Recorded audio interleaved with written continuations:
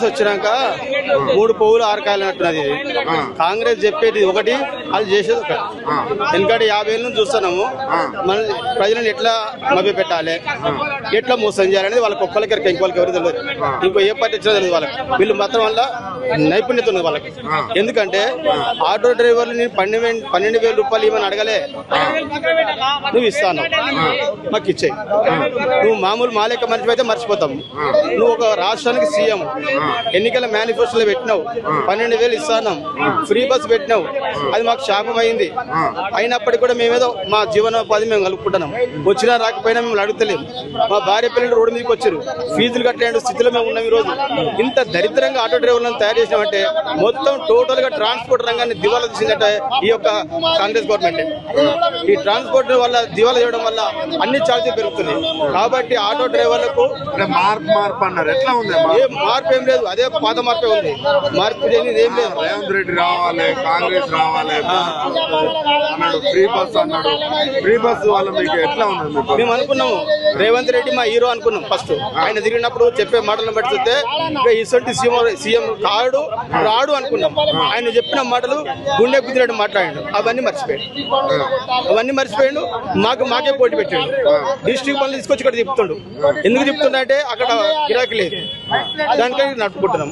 మీరు ఏమన్నదో అని అట్లా పెట్టేసాడు. ఆటో డ్రైవర్లకు సంక్షేమ బోర్డు ఏర్పాటు చేస్తున్నాడు. ఆటో డ్రైవర్ దీర్ఘకాలిక సమస్యలు చాలా ఉన్నాయి. సార్ మీకు అంటే 100%లో 1% అని చేసిండు ఆయన. ఏ ప్రమాణం? 0% అని మాకు చేసింది ఏం లేదు. మేము ఆకలి సావులతో 100 మంది ఆటో డ్రైవర్ వచ్చారు ఇప్పటి వరకు, ఒక్కరిని పరిగణించలేను. అదే వేరే చనిపోతే వాళ్ళ ఇంటికి పోతే ఇప్పుడు ఏమంటుండే, మహిళల్ని కోటీశ్వరాలు చేస్తున్నాము, ఫ్రీ బస్ వస్తున్నాయి, అలా 6,000 వస్తానే అంటాడు. మీ ఆవిడ ఇట్లా 6,000 తెస్తలేరా? పోయి ఫ్రీ బస్సులలో తిరిగి 6,000 తెస్తలే? 6,000 లేవు, 6 పైసలు లేవు. ఏంటంటే కట్టు కథలు చెప్పేది కానీ చేసేది ఏం లేదు. అందుకని మళ్ళీ వేయం కదా, అయిపోయింది. 2034 వరకు ఉంటే ఏంది పరిస్థితి? మీరు అందరూ రావాల్సిందే, ఇంకేం లేదు. మేము ఆటో డ్రైవర్ రావాల్సిందే, బతికలేదు అంతే. ఎవరు పట్టించుకోవట్లేదు. పొన్నం ప్రభా గారికి 4 సార్లు పోయినాం. పేపర్లు ఇచ్చినప్పుడు అలా చదువుతుండు, మంచిగా మాట్లాడుతుండు, టీలు ఇస్తుండు, చాయ్ ఇస్తుండు, లేదు తమ్ముడు చేస్తాం అట్లేం కాదు చేస్తా అంటుండు, బిస్కెట్లు ఇస్తాడు, పోతాడు. సరే మేము కూడా అలా పోయినప్పుడు మా సార్ కదా అని మేము అనుకుంటాము. కానీ వెనకమర కొడుతుండు, తెలుస్తలేదు, అర్థమైతలేదు. ఇప్పటి వరకు ఆ ఫైల్ కదిలేదు లేదు. 3 ఏళ్ళు అయిపోతుంది. మరి ఆయన కూడా అంటుండు అప్పుల పాలైనమో, నేను ఎక్కడికన్నా పోయినా కూడా నా చెప్పులు చూసినట్టు, దొంగను చూసినట్టు చూస్తుర్రు, నేను ఏ నుంచి తెచ్చేయాలి పైసలు అంటుండు. ఇప్పుడు నువ్వు అన్నది కరెక్టే. నేను అడగలే కదా, నేను ఆకలి మీద నీ దగ్గరికి వచ్చిన, నువ్వు అన్నం పెడతానని వచ్చిన. నువ్వు అన్నం పెట్టా అంటే ఇప్పుడు ఏం చెప్పాలి? నేను ఆకలి మీద వచ్చిన, చిలకల నుంచి ఇక్కడ దాకా వచ్చిన, మా సమస్య పరిష్కారం అది. నాతో కాదంటే నేను చేయాలి. మరి ఏం చెప్పినా నేను అక్కడే ఉంటాను కదా, చిలకలగూడలో ఉంటాను కదా, నేను ఆఫీస్ కాడికి ఎందుకు వద్దును?